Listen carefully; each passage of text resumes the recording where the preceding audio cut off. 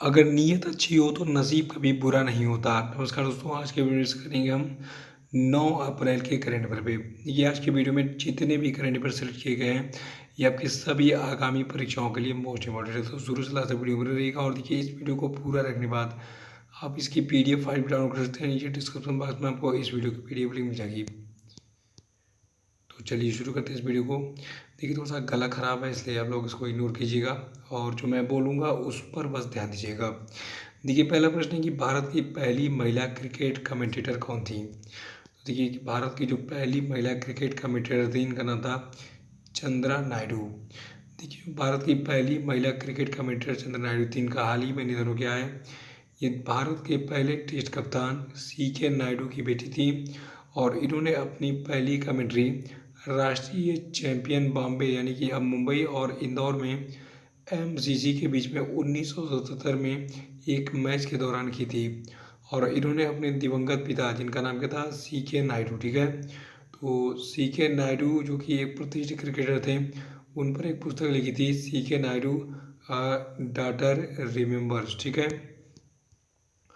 दूसरा प्रश्न है कि फीफा ने हाल ही में किस अफ्रीकन फुटबॉल संघों को निलंबित कर दिया है। तो देखिए, जो आपका फीफा है, इसने पाकिस्तान और चार फुटबॉल दोनों संघों को जो है निलंबित कर दिया है। और फीफा की बात करें तो देखिए, फीफा के अध्यक्ष हैं गियानी इन्फेंटिनो।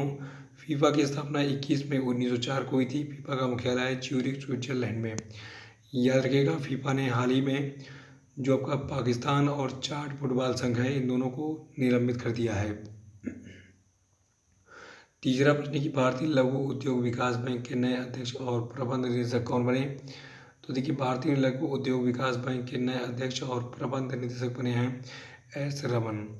देखिए, इनकी जो नियुक्ति है S रमन की, ये नियुक्ति पदभार ग्रहण करने की तिथि से 3 वर्ष की अवधि के लिए या फिर अगले आदेश तक के लिए की गई है।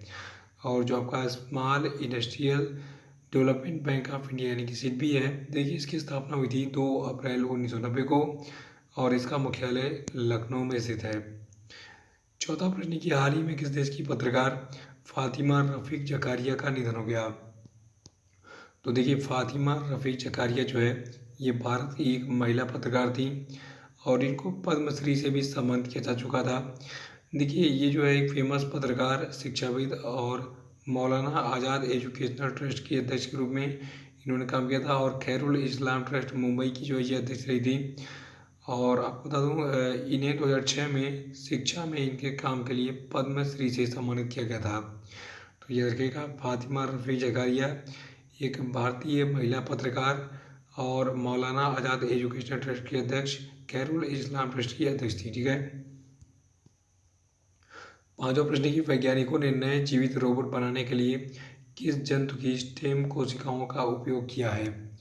तो देखिए, अभी हाल ही में वैज्ञानिक ने जो है एक नया एक रोबोट बनाया है, जिसमें इन्होंने मेंढक के स्टेम कोशिकाओं यानी कि स्टेम सेल्स का उपयोग किया है।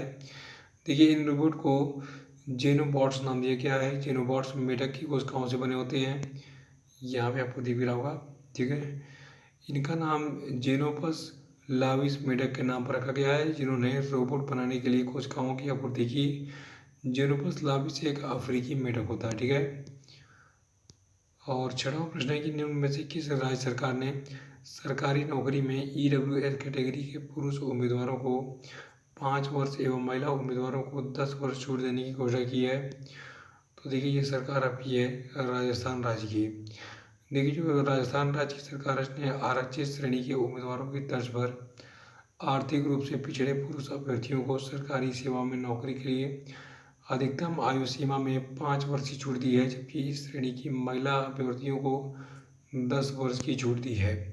और राजस्थान की बात करें तो देखिए, यहाँ के गवर्नर है कलराज मिश्रा, कैपिटल जयपुर है, पॉपुलेशन है 6.89 करोड़, मुख्यमंत्री है राजस्थान के अशोक गहलोत। सातवां कि निम्न में से किस संगठन ने मिसाइल सिस्टम के उत्पादन में निजी क्षेत्र की कंपनियों को भागीदार बनाने की अनुमति दी है।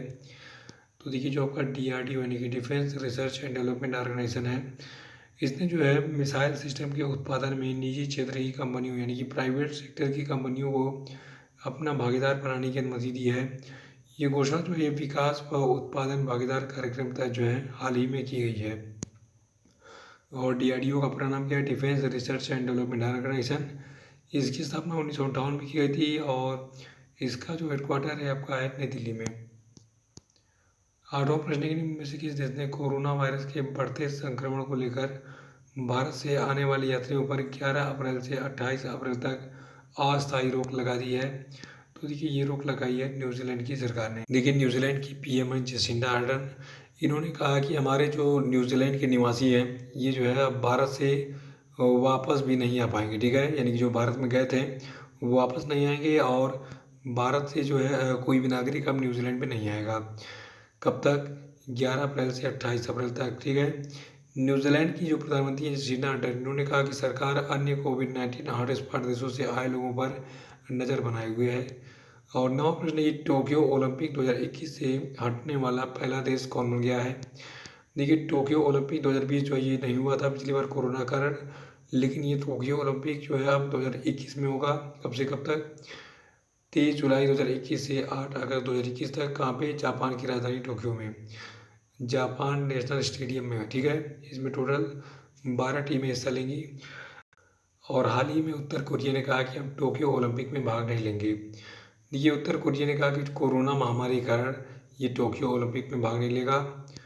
10वां प्रश्न कि हाल ही में दिल्ली प्रदूषण नियंत्रण समिति ने यमुना को प्रदूषित करने हेतु औद्योगिक इकाइयों में लगे 13 ट्रीटमेंट प्लांट पर कितने रुपयों का जुर्माना लगाया है? तो देखिए ये जुर्माना लगा है 12.5 करोड़ रुपए का। ये कि जो दिल्ली सरकार है इसने जांच में ही पाया है कि कॉमन एफ्लुएंट ट्रीटमेंट प्लांट जो है ये ठीक तरीके से काम नहीं कर रहा है। 11वां प्रश्न है कि भारतीय रिजर्व बैंक की मौद्रिक नीति समिति ने गवर्नर शक्तिकांत दास की अध्यक्षता में 5 अप्रैल से 7 अप्रैल के बीच में आयोजित अपनी अप्रैल 2021 की नीति समीक्षा बैठक में रेपो रेट को कितने प्रतिशत रखने की घोषणा की है? तो देखिए इसको इन्होंने 4% रखने की घोषणा की है। देखिए जो भारतीय रिजर्व बैंक है इसने कहा है कि जो आपका पॉलिसी रेट है ये 4% रहेगा, रिवर्स रेपो रेट 3.35% रहेगा, सीमांत स्थायी सुविधा दर जो है ये आपकी 4.25% रहेगी, बैंक रेट रहेगा 4.25%, CRR रहेगा 3% और SLR रहेगा 18%। तो ये आपका रिजर्व बैंक का जो मौद्रिक नीति समिति का जो बैठक हुआ था हाल ही में अप्रैल 2021 में, तो उसमें ये सारी जो पॉलिसी रेट से रही थी, ठीक है। तो ये थे आपके आज के सभी महत्वपूर्ण करंट अफेयर और हम बात करेंगे आज के सभी क्वेश्चन पे। भेजिएगा आज का पहला प्रश्न है कि किस देश की महिला क्रिकेट टीम ने सबसे अधिक वनडे जीत दर्ज करने का विश्व रिकॉर्ड बनाया है?